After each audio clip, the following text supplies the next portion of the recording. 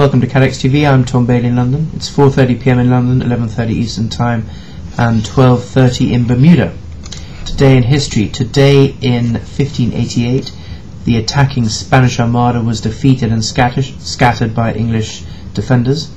And today in 1890, the artist Vincent van Gogh died in Auvers in France. And now to the news. At least 4 people have been killed and around 50 injured after a mudslide caused a train to derail in southern China. The official Xinjiao news agency said that the train derailed in the pre-dawn hours in the city of Luzhou. It was headed to the Guangdong province. This is the second train accident in 2 months. In late June, at least 3 people were killed and more than 60 injured in a collision between 2 passenger trains in central China. China's rail network is the busiest in the world in terms of passengers and freight journeys, and is the 3rd largest in the world in terms of track length. A car bomb has exploded outside a civil guard barracks in the northern Spanish city of Burgos, according to police. Local media reported dozens of people were injured when the blast happened yesterday. Europa Press news agency quoted police as blaming the explosion on the Basque separatist fighters ETA. ETA typically uses shootings and car bombs, often parked outside police and army barracks, in a campaign to carve out an independent Basque homeland in northern Spain and southern France. The most recent killing blamed on the group was on the 19th of June, when a police inspector died in a booby-trapped car in the northern city of Bilbao. The organisation is under pressure to show it can still mount attacks despite having been weakened by a series of arrests, including that of Jordan Martinegui, its suspected top commander, in April. His capture brought to 4 the number of commanders caught in less than a year. 18 more alleged ETA members were captured in a 3-week period during June and July. ETA is responsible for killing more than 800 people in the last 40 years. Gunmen have killed 8 security guards and stolen about $6.5 million in cash during a break-in at a bank in central Baghdad, according to Iraqi police. The robbery on Tuesday, 2 days ago, was the second in a week in Baghdad's commercial Karada district. The gunmen broke into the state-run Rafidain bank at about 4 AM, killing 8 guards, according to Iraqi police. The guards were found in the bank's basement with their hands tied behind their backs, tape covering their mouths, and each with a single gunshot wound to the back of the head. The thieves got hold of about $6.5 million in Iraqi dinar a day after the money was transferred to the bank. Police suspect the robbers got help from an inside source, as bank guards working on the overnight shifts were instructed not to open the doors for any senior officials. A detective told the news agency AFP that there were 2 likely scenarios. One guard could have been helping the robbers, who then decided to kill him, or a guard working on another shift at the bank may have convinced his colleagues to open the door for the gang. Now, regional brokers are snubbing the chance to join the Lloyd's market. 9 months on and not a single taker, but it's still early days, according to the chief executive. No regional brokers have entered the Lloyd's market 9 months after amendments to the law would have allowed them to do so.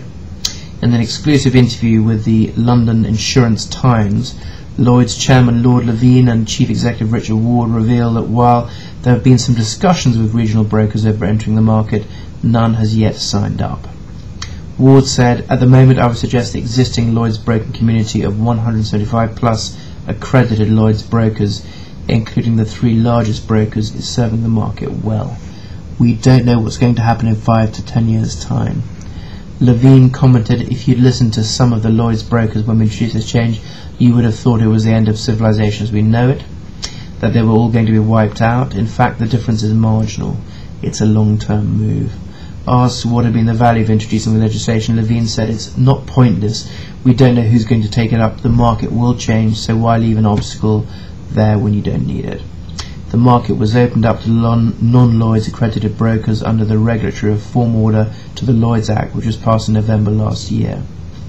The order allowed Levine to serve a 3rd term as chairman and made further changes to how the market's governed and regulated. Levine said there's a general recognition in this country now, which has been growing for some time, that the insurance industry has come out of the financial meltdown pretty well. People are finally starting to recognise that if you set aside AIG, whose problems didn't come from its fundamental insurance business in general, and in the Lloyd's market in particular, we're in good shape. On that basis, we must be doing something right. If it ain't broke, don't fix it. Renaissance Holding Limited's second quarter's earnings almost doubled, smashing analysts' forecasts, as the insurer benefited from a stronger investment performance and higher revenue. Chief Executive Neil A. Curry said, "We generated strong underwriting profits and had a successful June 1st renewal season. We are pleased with our portfolio of risks, which reflects improving market conditions in our reinsurance segment, and our investment results benefited from spreads tightening and improving valuations during the quarter." The provider of property catastrophe reinsurance joined a host of other insurers in posting a strong turnaround in investment results after a difficult stretch that began with last year's meltdown. The company has also been posting strong underwriting results. Renaissance Re reported earnings of $281.8 million compared with $146.3 million for the year earlier. And also reporting, Bermuda-based reinsurer Partner Re posted net income of $473 million for the second quarter, boosted by a lack of catastrophes and an increase in the value of investments. The company, which is set to become the world's fourth largest reinsurer by shareholders' equity when it completes the recently agreed purchase of Paris Re, exceeded analyst expectations with its operating earnings of $179.3 million.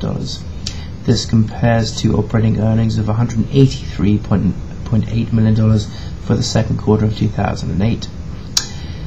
And finally, ACE Limited, the Switzerland-based insurer and reinsurer with operations in more than 50 countries, said profits fell 28% on investment declines. Second quarter net income dropped to $535 million from $746 million in the earlier year period, according to the insurer. ACE is based in Zurich but maintains its executive offices in Bermuda, as well as substantial operations on the island.